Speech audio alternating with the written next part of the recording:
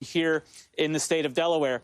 Now, as it relates to his vice presidential search, Eamon, we're really getting close to the point where we're expecting those interviews to happen. I understand that the campaign was closing in on a key decision, whether those interviews could happen in person or whether the former vice president would have to be doing these via Zoom, just like we're all conducting business these days.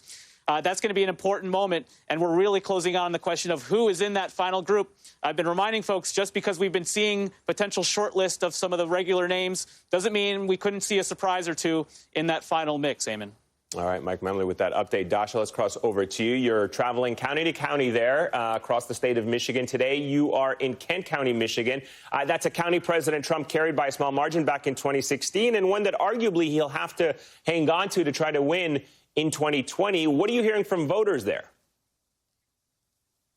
Hey, Eamon, well, Kent County is also the hometown of Gerald Ford, and it's also home to a lot of voters that view themselves as moderate Jerry Ford Republicans. And this is a slice of the electorate that I have been tracking since last November. These are Republicans that feel increasingly lost in the current Republican Party. One voter even calls himself politically homeless, and they are considering voting for Joe Biden. I sat down with 3 voters that I've been talking to for almost a year now, and for these folks, the vice presidential pick could be make or break. Take a listen.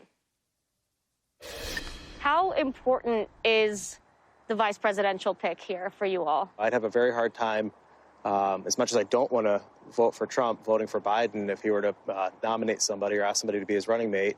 Who is extremely divisive. Are there choices that you are excited about? Not excited about. I would say it's levels of reluctance. Believe it or not, Susan Rice. Don't necessarily agree with her on policy, but she unquestionably has expertise. Well, I really like Gretchen Whitmer. Jerry, do you agree with Katie? No. And that's okay. It sounds like for you all, it's not necessarily about who it should be, but who it shouldn't be, to not scare off voters like you. Unfortunately, yeah. Yes.